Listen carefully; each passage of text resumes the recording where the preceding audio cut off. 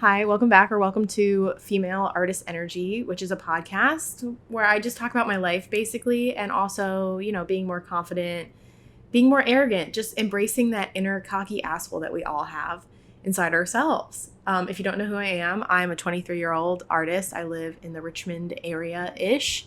I'm from Virginia and I exist on the internet as LM Tweet.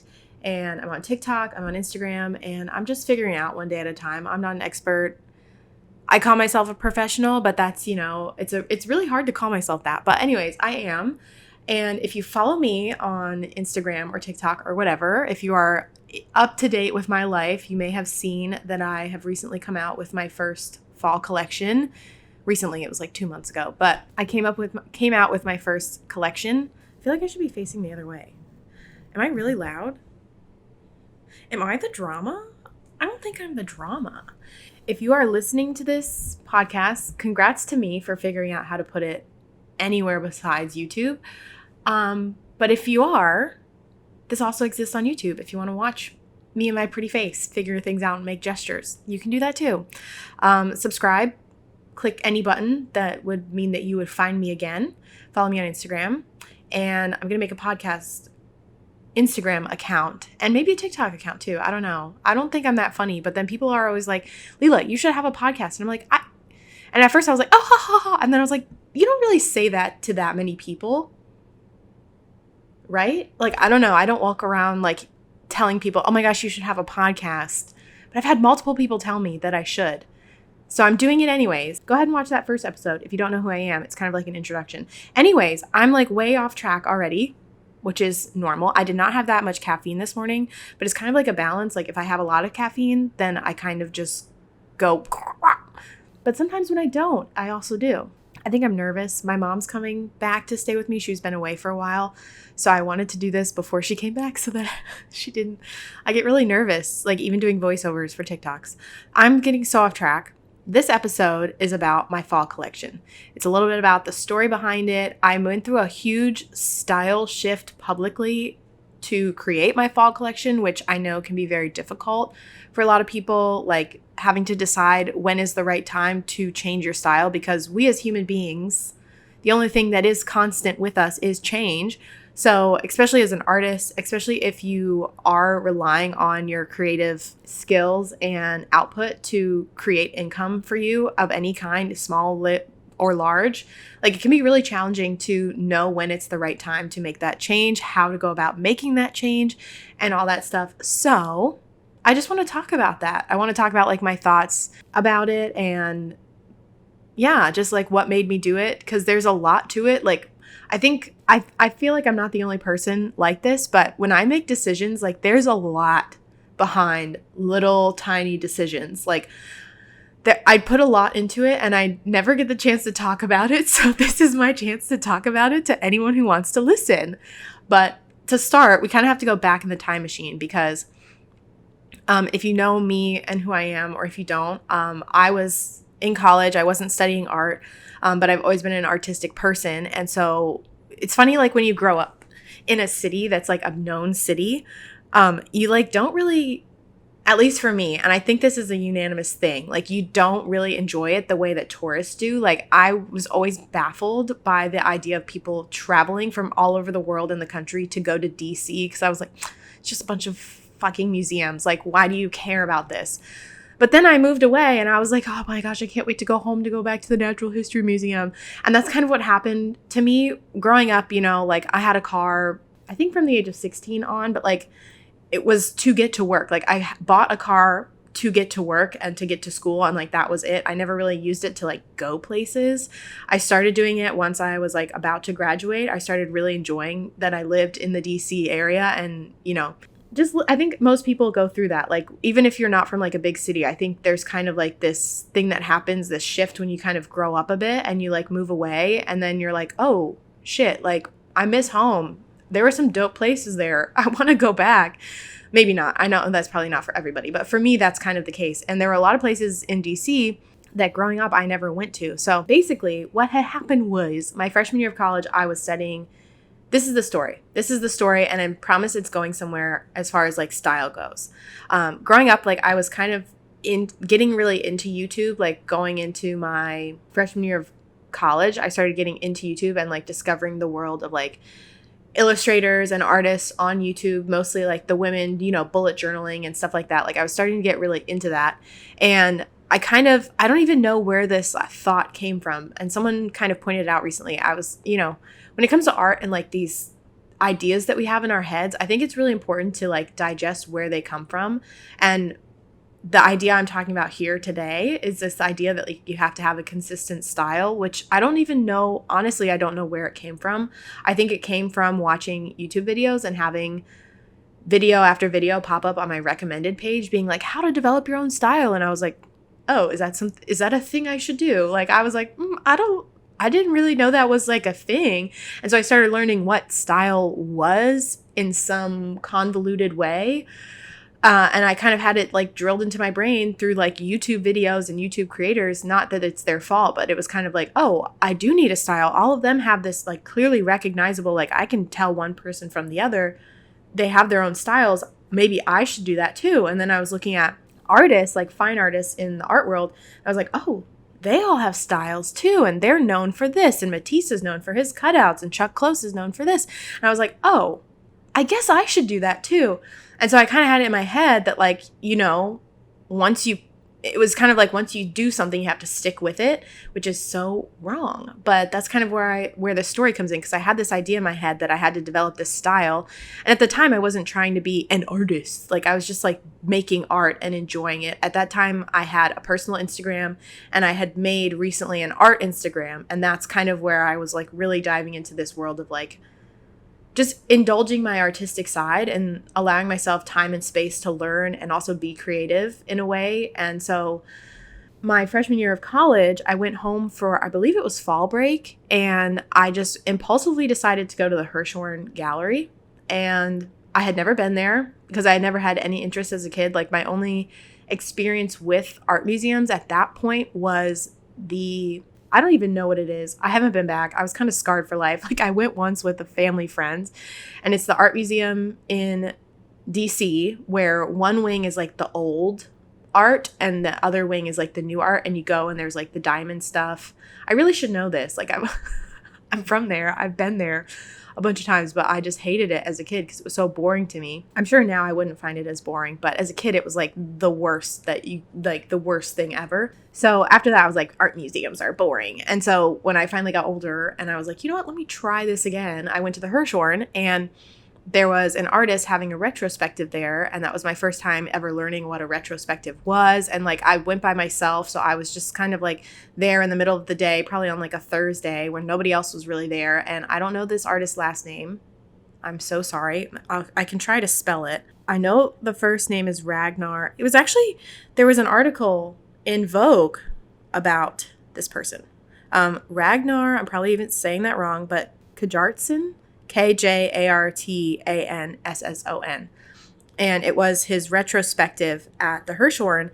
And it was the first time I'd seen a living artist being like recognized like that. Now I know that's a little bit more common, but it's still not as common as maybe it should be. Like there's so much emphasis put on people who are dead. But anyway, so it was my first time seeing this like a real modern art, like retrospective. And it was just like this eye-opening experience because, I'm going from room to room, art piece to art piece. And there were video pieces, there were musical compositions, there were short films, there were like artistic films, there was a performance actor there. It's like, I think it's called Girl in E, where she just stands on like one of those old-fashioned car show rotating little Lazy Susan type things, and she's wearing like this golden dress, and it's like golden little tassels like all over the room, and she just strikes the chord E, which is like the most popular chord in music or something. Anyway, so there was like a performance artist, and in other legs of the exhibition tour there were other performances where like these men all sat around in a room, and like there's this one video where every 5 years he has his mom, who is like this famous actress, spit on him for like 20 minutes straight, and like that's it, and you get to see them. So it's like, and then there was also like painting. One of my favorites was, I think at one point he was in, I think, France for like something. I should know this. I mean, this is the second time I'm like, I'm gonna have notes, I'm gonna have a plan, I'm gonna lay it out. But here we are, just winging it. Because it's my story, and I know my story better than anybody, right? So anyway, so one of my favorites was he was in, I don't know where, but he was in this like small little apartment with this man. And for 144 days, he made one painting every day. And so it was this huge, massive wall of all of these paintings. And I have a picture of me, like, I don't think I'm in the picture, but I have a picture of it. And it was just like walking through, seeing all of this, like not every piece was my favorite, but like to see all of this work, I was like, oh, maybe I don't need to have like one thing. Like this guy's over here doing all the things, and he's got a retrospective in this museum that, is a good museum, I think. So I was like, you know what? It was really eye-opening. And now that I think about it, like, yeah, that must have been October 2016. So then I went home. Wow, wait, I'm kind of putting the pieces together. Oh my God. Yeah, that must have been like end of October. That's when we normally have fall break, end of October. So anyways, I went back to Miami. I went to the University of Miami, and yeah, damn. Wow. That was a really big trip for me. Really big, wow. Kind of like changed my life a little bit, I think. I don't know. That's really cool. Ow, wow. So that's kind of when I like realized that like style doesn't really matter all that much. And that's not to say that I don't ever catch myself being like, oh my God, this doesn't fit in with blah, blah, blah. Like I do that all the time. I still do it all the time. But this whole idea that you have to stick with one, this is Milo, my cat. He's going to probably come visit us every time. You don't have to stick with one thing for your whole entire life. Like you can do other things if you want to. Like I think when it comes down to it, you just have to trust your artistic gut and like what your heart and your soul is telling you. Because when it's time to change, I think most people know it. Like, it's time to change. You know that you're like miserable. And I think most people change a little bit too late. Like you realize that things are not going well, and then it's like too late, but you're already so deep in one hole that it's like all this stuff. So I'll talk about like how I went about changing things, because I didn't really change anything. But yeah, so that was my first experience, like understanding that style really does not matter. And like the internet makes it seem, I think not even at this point consciously, but like subconsciously, seeing someone that you follow, like an illustrator, show up every day in the same artistic style and never change for years. It's kind of like, oh, well, they're kind of known for that. So I want to be known for something. I guess I'll do one thing and stick with it. But especially if you're younger, like having to like I see all these kids, like I have kids asking questions, and it's like, you don't know anything when you're 16. So to be forced to maintain the way you are in any aspect from the age of 16 for the rest of your life just is not realistic. Like it's really not. And we have to kind of like let that idea go, I think. And so many people start later on in life, like they change careers, like it's so normal to change. So it's odd that like within the art world, I mean, there are a lot of things in the art world that like we feel as though we have to stay the same for a period of time, because that's just not how life works. So on that note, I was making a lot of work all of last summer. Like I graduated in May of 2020, and I was making a lot of work that was very relevant with the times. And one of the hardest lessons I have learned over this past year, this is for any of my POC out there, my little baddies, just living life, being a minority of any kind. And I don't want to offend anybody by saying this, but I learned the very hard lesson that you should not, in my opinion, build a career and an income off of white sentiment, because that's kind of what I accidentally ended up doing. And I really didn't like the lack of control that I had. I kind of spoke about this last time, but like when you make work about your Black experience or your whatever experience, naturally you're going to have people like you. For me, I have a lot of, I think, biracial women, even to get really specific, that love and appreciate my work. And to me, I feel as though that target demographic or that audience of people, like those people, are the people who truly understand me and my work. But no one could quite really speak and understand speak to and understand my experience the way that someone who is mirror reflected me can, and everyone else gets like varying degrees away from that. Basically, I found myself in this hole where a lot of people didn't care as much. They were paying less attention to Black Lives Matter and to all this stuff. And I was seeing with my own sales and my own income, as sentiment decreased, so did my sales and my income. So did everything. And it was like, to go through all of the stuff that we went through last summer and to see people caring less hits really hard, I think, to most people of color. Like, it really is just like, not again. Like, come on. Like, I thought we were so close. And then on top of that, to have my income as a beginning artist with like no career other than this to be, I'm not going to sit here and be like boo-hoo, but it was a really eye-opening, hard knock life kind of experience of like, something here has to change because this is no longer working for me. Like, something has to change. And so I kind of decided that, something had to change. Something had to be different. And I didn't really know what. Like, I kind of was stuck in this place of like, I know something has to change. I know I have to pivot. But with the whole style thing, I'm like, I'm really scared. Like, I have no idea what to do because all I see in my head are like designs and ideas and projects moving in that same direction. Like, that's all I really want to do at that point in time. And this was probably like early 2021. And then I bought a house. And I don't want to get too into the details, but I have a teaching job, which I talked about in the last episode. So I work as a full-time artist, but I also do a teaching job. And that is honestly the main source of my income. Like, my business just kind of like pays for itself. It doesn't really leave much off the top for anything else besides like just putting back into like my art making. I mean, I buy nice art supplies and like I'm able to, pay for things that are a little bit more expensive, but other than that, like, it doesn't really pay for itself. Like, it doesn't really, like, we're working on it. But anyway, so I have a teaching job. And so I bought a house. I split it with my mom. And we basically are, like, redoing it all by ourselves. Like, we had to strip it all down, like, take off all the lath and the plaster. Like, this is an old house. It's very small. It's not like a big mansion, but it has a nice little backyard with a little garden, and it's perfect for me. It's me sized, me and Milo sized. But so I bought a house, and that was on March 3rd.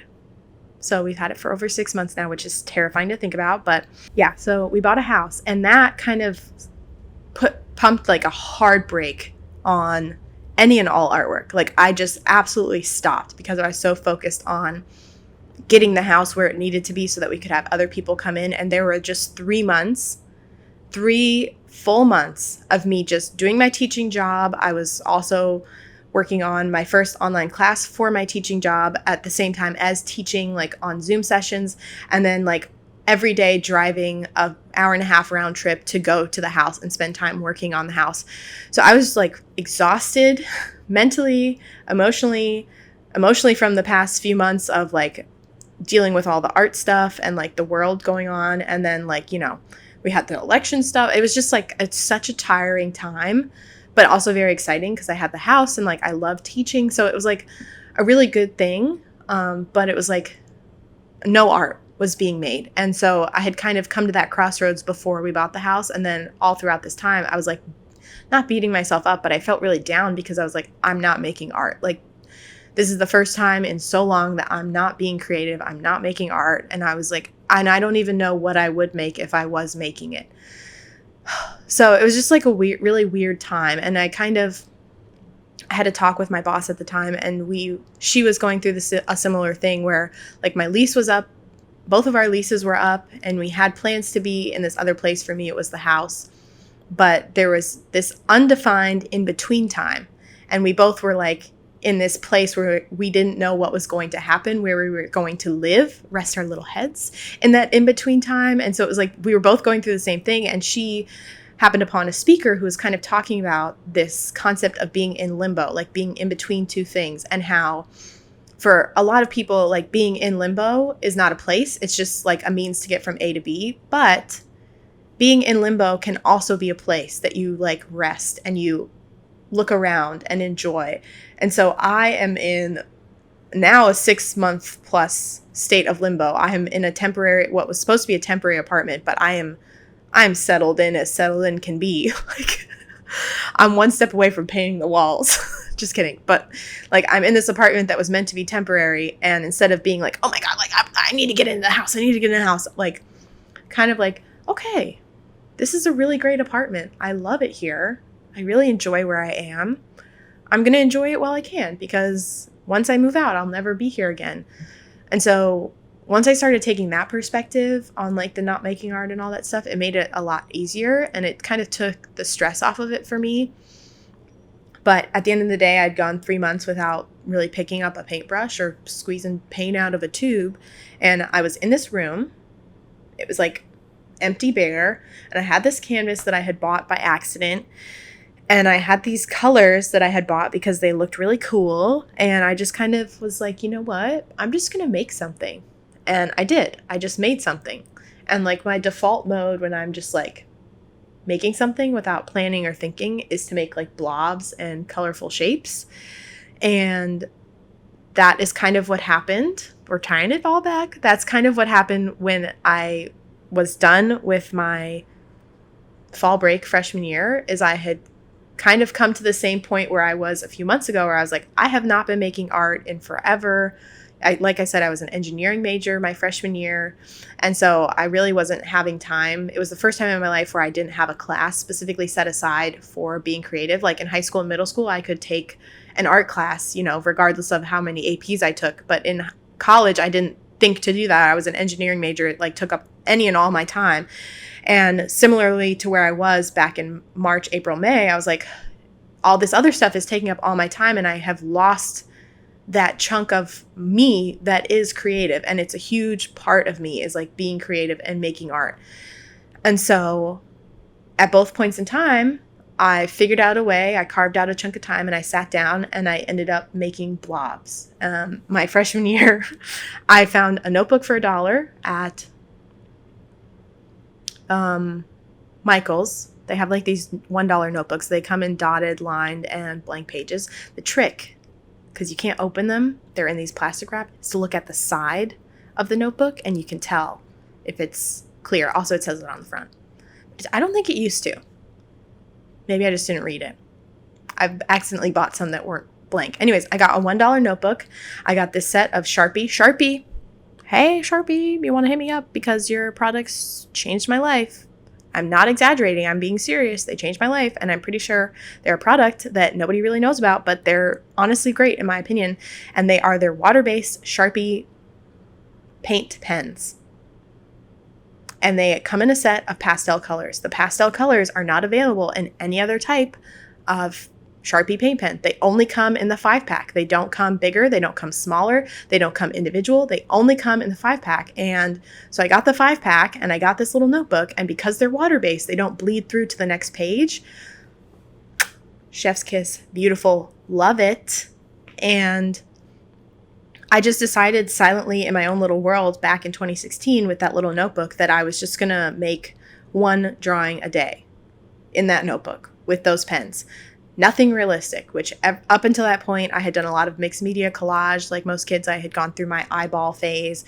Like, so I was like, you know what? I'm going to do so the opposite of everything that I've ever done. These colors are nothing like what I've ever worked with. I've never even worked with paint pens before. There's no drawing beforehand. I'm just going to, once you put the mark on the page, it's there. And kind of, I'm going back and forth. But like when I sat down in, I guess, May with those four colors that were kind of just determined for me, I was just like, I'm just going to make something that's nothing like what I've been making. And I made my first like little blob painting and I posted on my mutuals page on TikTok. And I was like, should I add words? Which it's my work, so no brainer. You're going to add words.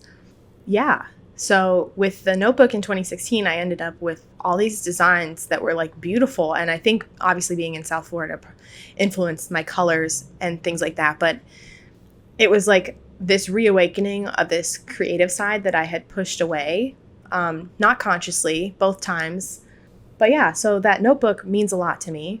And I ended up with my fall collection, bringing some of those designs back into the fall collection, because I think that that notebook and what it symbolizes to me ties into what the fall collection meant for me. So now we can be back here in the present. I made that one painting.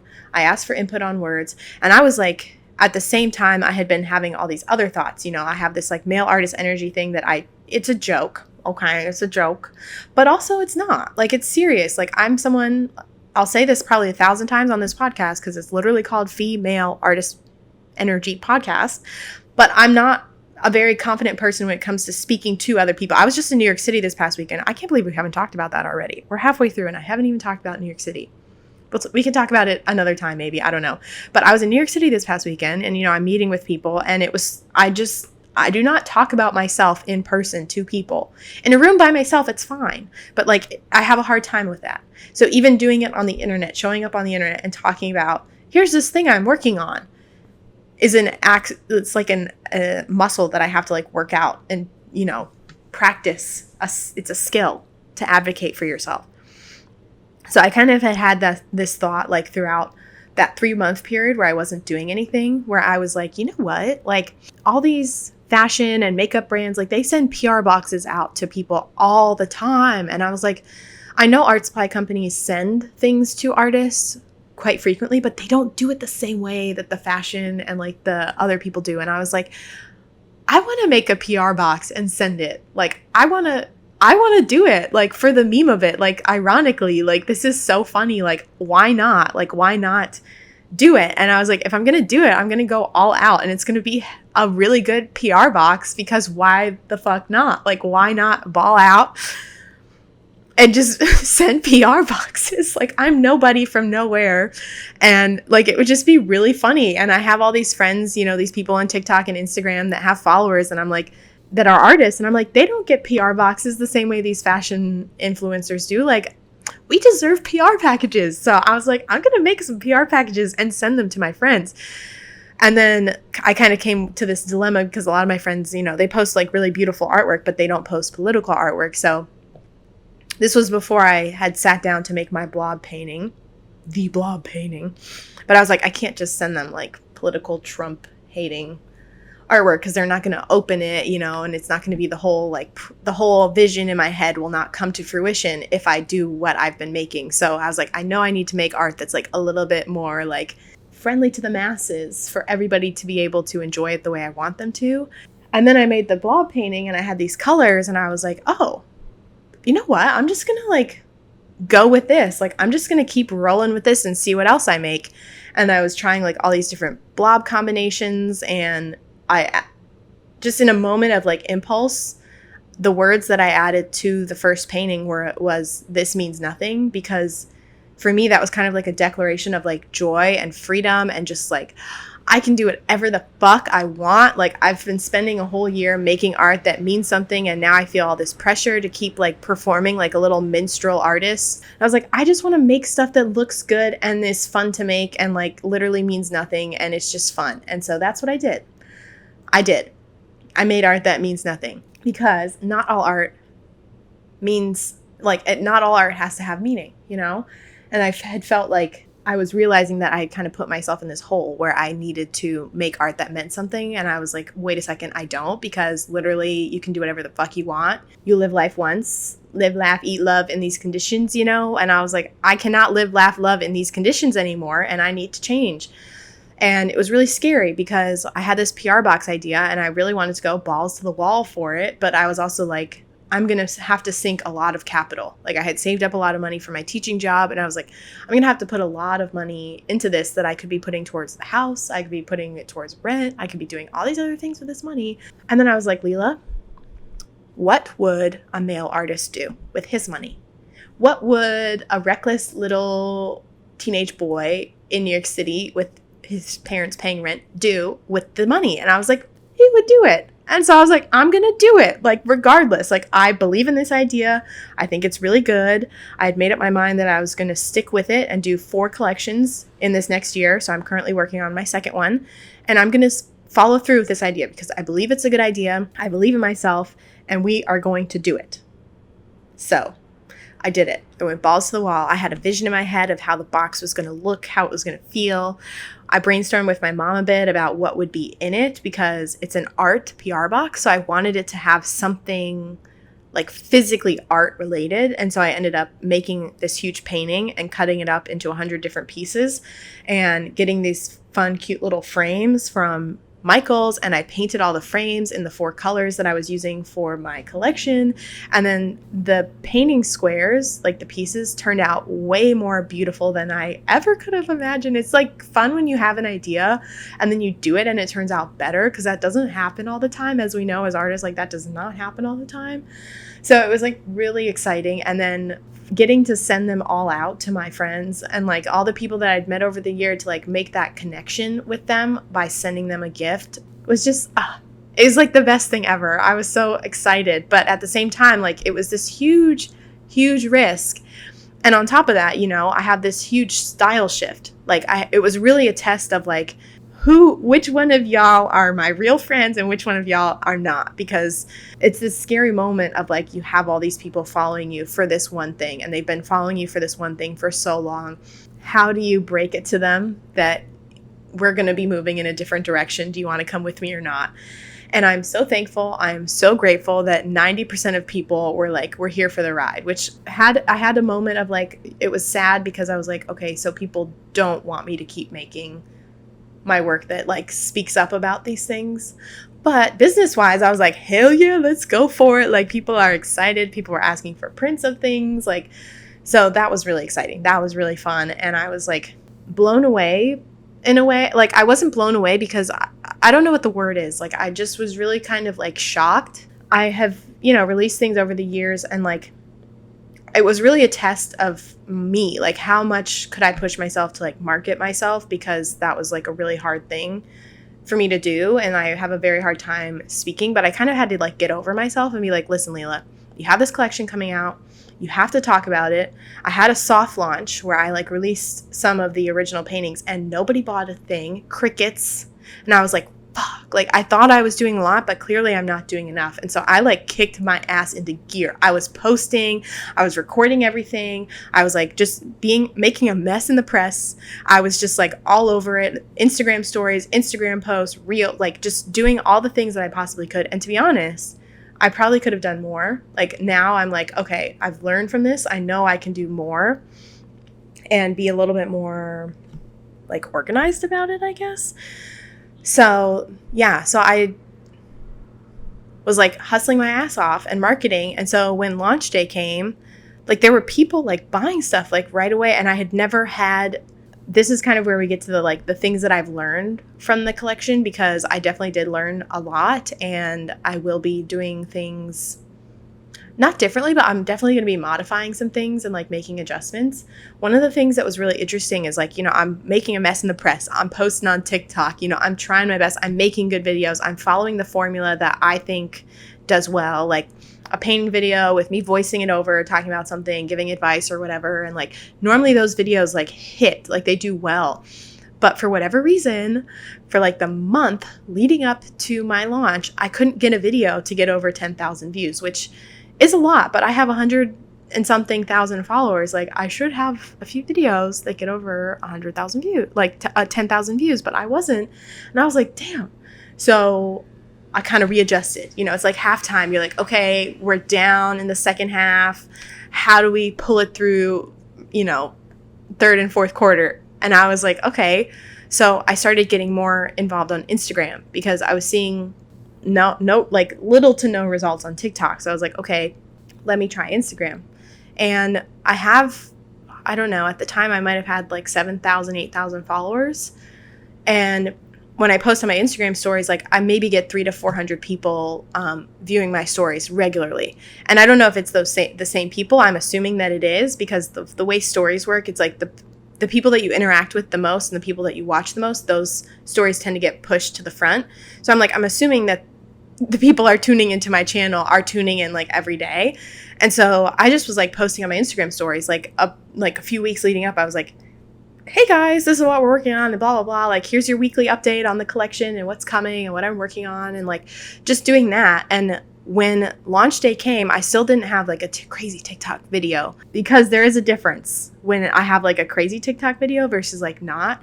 But it was my first time like really, I felt like I had a community of people that really like like my work, because when I had when I launched the collection, I was almost 90% certain that the people coming in to buy prints and like support me and my work and buy originals and all this stuff were from Instagram. Like those people were from Instagram. And that was the first time that I have like had that happen. Most of the time for the past year with my videos and stuff, I've relied on TikTok, like having a video do really well and getting like a burst of sales, which is like not a sustainable way to run a business. So it was like real, and I didn't even mean to do it on purpose, but it just happened. And I was like, oh my gosh, like my friends, like these are my friends, like these are people that like support me. And this is so like, it was just like, whoa, like I kind of expected it to flop, honestly, because every time I've done something remotely big in my mind, it's never done well. Like the soft launch didn't do well. I've released zines in the past. So this was my first like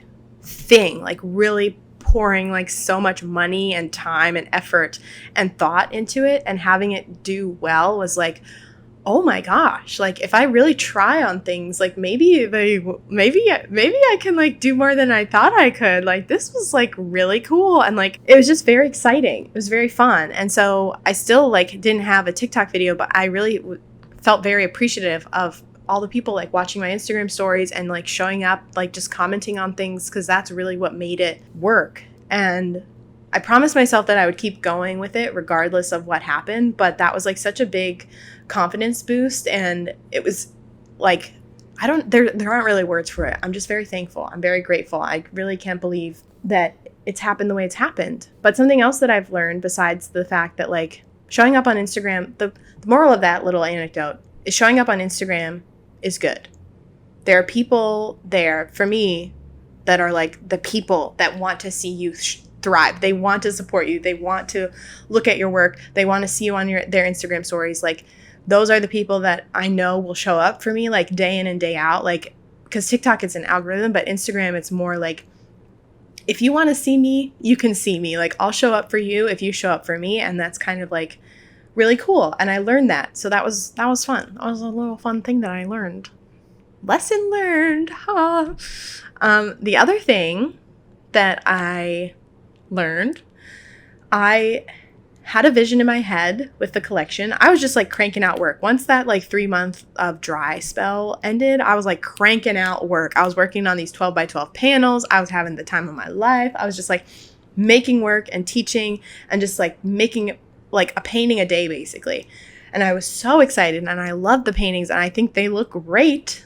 And my plan, like my big dream plan was like, I'm going to make 100 of these. I'm going to make 100 of them, because I was seeing like all these people with ceramic collections, and the ceramic collections were like going so well. I was like, you know what? I'm going to make 100 of these, and they're going to sell out. Bessies, I hate to break it to you. But I learned that my target audience does not want to buy my originals, or does not have the money to. Like, after my soft launch, I think I had about 20-ish paintings, and the soft launch didn't go well. So I was like, we're pumping the brakes. We're not going to keep making these paintings if people don't want them. There are other things we can do. And so I think the biggest lesson that I'm getting at here with both of these little stories and lessons is like, adapt. Like, don't beat a dead horse. So I was like making all these paintings. I had the soft launch in like sometime in July. Didn't go well. And I was like, okay, I need to stop making these originals. And I'm so glad that I did, because on launch day, I think I sold 3 out of like 20 paintings.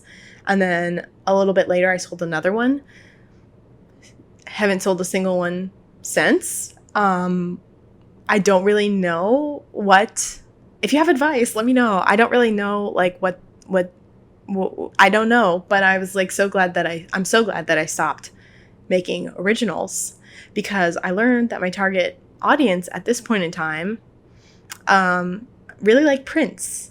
And I really like prints, because I can make one painting once and make 1,000 prints, and that's great. I mean, I haven't sold 1,000 of anything, but you get the point. Like, it was like, oh, okay. And so I kind of like tested the theories, tested the waters a little bit with my recent upcoming collection. I have a new color palette. Added some pastels in there. I'm feeling pretty good about it. I did a little, like, you know how like when artists are coming out with an album, they release like a single And a little bit goes by and they release another single. And then a little bit goes by, they might release a third one. And then the album comes out. That's kind of what I did a little bit ago. If you follow me on Instagram at this point in time in the world, unless you're watching this or listening like way far in the future, as in like 2 months, it's not up on the wall. But I made there's a trending sound on TikTok. And I was like, you know what? I bet this would sell as prints. So I made a painting using my new colors, a little bit of a design. And I was like, let's see how it goes. Went well. Sold some prints. Not a single person asked about the original painting. So I was like, I think I've learned my lesson here. Like, when it comes to making work right now, at this point in time, my target audience is not looking out or seeking out originals, which is fine. I think that's great because I don't have to worry about selling them or telling people no, because I don't want to sell my originals 90% of the time. Like, these ones behind me, I hate to break it to you, besties, but I don't want to sell them. I like them. They're mine. Like, you can have a print for now. So that was what I learned. That is what I learned. I accidentally did a really good job of planning things out. Like, I have become, especially living in Miami, like a serial procrastinator, and like I show up late to things. It rubs off on me. I'm sorry. I'm on Cuban time a little bit, but I used to be like that kid for sports practice because I would show up like 30 to 15 minutes early for everything. Now I'm like 15 to 20 minutes late for everything, but it is what it is. It is what it is. But yeah, I accidentally like planned it out really well and ordered everything right on time. If you've made it this far, I'll tell you where I ordered everything from, and I'll tell you how much it cost me, because I think people should talk about money more. And I plan on talking about money on this podcast as much as people will allow me to without being rude. So I'll let you know how much it costs total. Well, not total. I still haven't added. The shipping is something that I did not take into account. I was shipping pretty heavy packages. So each PR package I sent out ended up costing like anywhere between $8 and $12 in the US. And I had planned on sending out 100 originally. And then I was like, you know what? I should send out 75. And then I'll have like 25 of each thing, like my mugs and other stuff for online sales. But then I started sending them out and I was like, so I really only send out maybe about 20 to 25. Like, a lot of them I sent to friends and stuff like that. So if you only saw a few people open them on TikTok or whatever, I did send them out to quite a few other people. And I did a giveaway on Patreon, and I'm going to be sending out some more to my Patreon members. And I'm going to do that with the next collection as well. So if you want to be on my Patreon page, it's $5 a month to help support this podcast and me live my dreams. I feel so weird saying that. But yeah, support me on Patreon. Anyways, the boxes I got from Pack Lane. I have little to no problem with that. I ordered my next boxes from them as well. They're actually getting here on Wednesday. I'm so excited. I think I'll film myself opening them and post it on Patreon. I keep saying I'm going to post like the behind the scenes, but the thought of sitting down at a computer for an extended period of time is really just not appealing to me. But I will eventually post the behind the scenes of this collection. I promise you that. I have been filming everything, but just not editing it. I might get my brother. Maybe I'll get my brother to edit it. I don't know.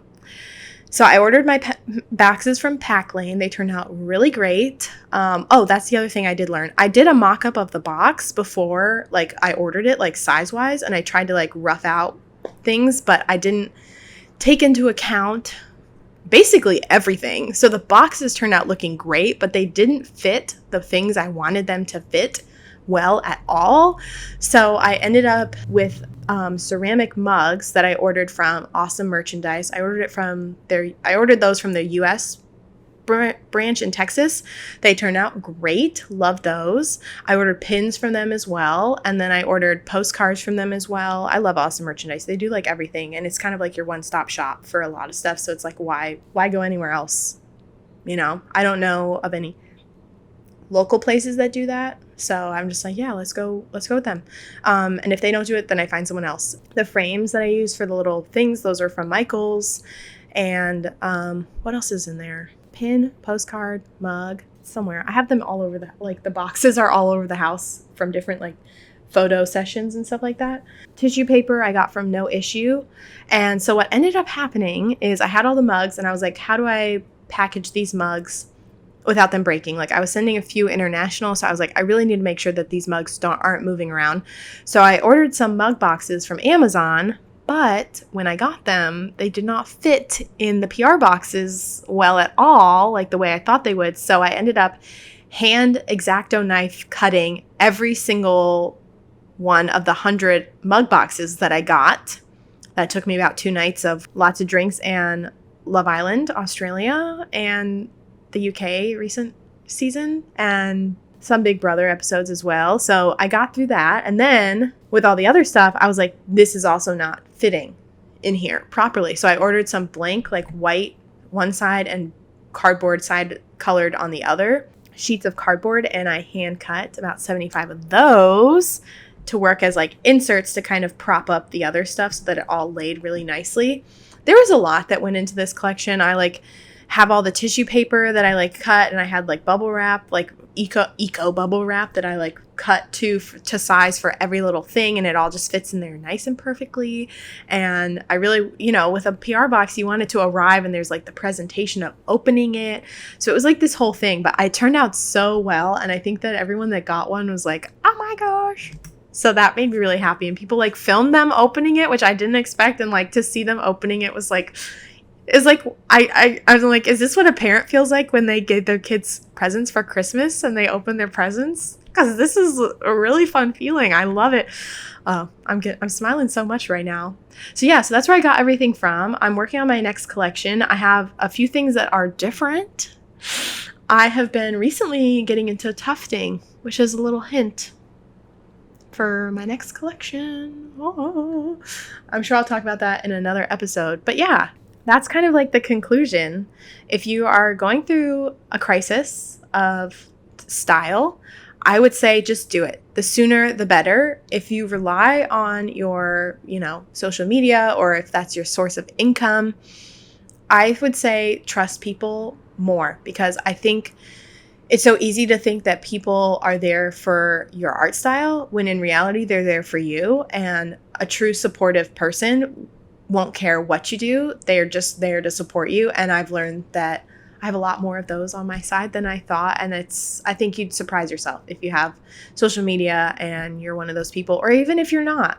I think we put a lot of this pressure on ourselves, and we think that at the same time people are like paying attention to our every move. And that's like really not the case. Like, we pay attention to our every moves because it's us, but 90% of the time, like, other people are just living their lives and they happen to see you every now and then. And that's the magic of social media. So like, just do it. Like, that's the moral of this story. If you have an idea and you have the means to go for it, just do it. Make it work. Like right now, I'm working on this next collection and PR box. And to be honest, the budget is a little bit smaller. Oh, I didn't tell you how much it costs. Sorry.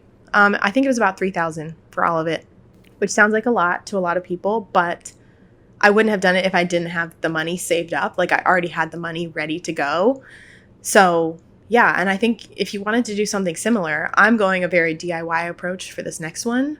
I have reasons for doing that, but also to cut costs, because the one thing I do have right now is time. I'm not teaching. My main job is to just get people to buy my prints on my site. And so that's what I'm doing. That's what I'm doing full time. And also, yeah, just making content. So I have time. To do stuff. So I'm taking time to do stuff. And yeah, so I'm cutting costs. I think that this one will cost way less than my first one. I've like made adjustments. I know shipping is going to cost a lot, but so I have like a smaller box. It's going to be lighter weight and things like that. So I think if you're someone that's like, damn, like, I want to make a PR box, do it. You could get like cardboard boxes from Staples or Office Depot, and you could paint them. You could even just send them to your friends. Like, this is a good, make PR boxes. Let's all do it. Let's all make boxes and send them to our friends. We're artists. We're creatives. This could be really fun. Okay, listen, you got a budget of $50. Set aside half of that for shipping, because shipping is expensive. Make 5 to 10 boxes. You have supplies at your house, you get the craft paper. make a little stamp or just paint it yourself, put in a little piece of artwork, like, oh, come on, let's all do it together. Let's all do it together. Okay. I had this idea of the PR box and I was like, you know what? I'm going to do it. I think this is hilarious. I think it's funny. At the same time, very good, very sexy, very businesslike of me, very girl boss bitch. So I did it and it was great and I loved it. Not everything worked out, I have my soft launch. I was just doing that and it did not work, but we learn, we adapt. I think that's really important. Like when you have these moments of like, shit, that did not work at all. I feel like a failure and that was awful. It's fine to cry and sit around for a day, but then figure out what you did. Because I looked around and I was like, I am not making a mess in the press. I am not posting enough. I'm not on Instagram at all. So I was like, I'm going to start showing up on everywhere that I possibly can every single day. And I did. And that is what worked for me, which I know not everyone has the time if you're not like a full-time artist, but there's always something you can do. Like I'm still like, there's more that I could have done that I'm trying to do this time around. So there's always stuff you can do. And when you have those moments of like, that really sucked, that did not go how I planned, reevaluate, really figure it out. Like be your own worst enemy in that way of like judging yourself, but also be your biggest cheerleader and like, okay, that went terribly, but I know what I did wrong and I'm going to do it better next time. And then show up for yourself because that's the best thing you can do. Show up for yourself every day. Even in a little way, just show up, just do it, Even if it's like a shitty video and you're like, that was the worst, just do it. Just do it. Nike, if you want to sponsor me, make some super athletic paintbrushes, I will gladly show them off. And if you want to change your style, just do it. Just go for it. Start trying and changing and learning and experimenting. And the worst that could happen is you hate it and other people hate it and you go back to what you were doing, or you just keep moving in a new direction. Just keep trying things until it hits again. Like, yeah, I think we put a lot of pressure on these things. And I'm saying this for myself as well. But yeah, that's it. That's that. Let me know what else you would like me to talk about and any questions you have for me. If I can't answer them on a podcast episode, I will gladly answer them on Instagram. So go follow me on Instagram, on TikTok, subscribe to my YouTube, hit the thumbs up or whatever. If you're listening on Spotify, follow, I think. Yeah, okay, I love you. That felt weird because I don't know who you are. I think I love you. I don't know. It's kind of early in this relationship. But yeah, that's it. That's all for the podcast. That's my collection. I will be talking about my next collection as well at some point, maybe closer to launch day. But yeah, I hope you enjoyed this. I hope you're doing well. Remember to show up for yourself. And if there's one thing that you're like, this is a really great idea and I'm too scared to do it, take a step today to do it. Let me know what it is. Maybe I can help. I don't know. I mean, it can't hurt to ask, You got to speak your things into existence. You got to tell other people. Okay, I'm going to keep going, but this has been really nice. This has been a good talk, and I will see you soon. I don't know when. I'm not going to put pressure on myself to be like every week, because if I do that, I could be compromising the quality, the high quality that is this episode, this podcast. I would only like to speak when I have something to say. Maybe I'll have something to say Monday, Tuesday, Wednesday, Thursday, Friday. I don't know, but soon. Okay? Okay, take care of yourself. Milo's having a nice nap in the sun. I need to eat something. So I will see you all. Well, no, I won't. But bye. Bye. I'm going to go now. Bye.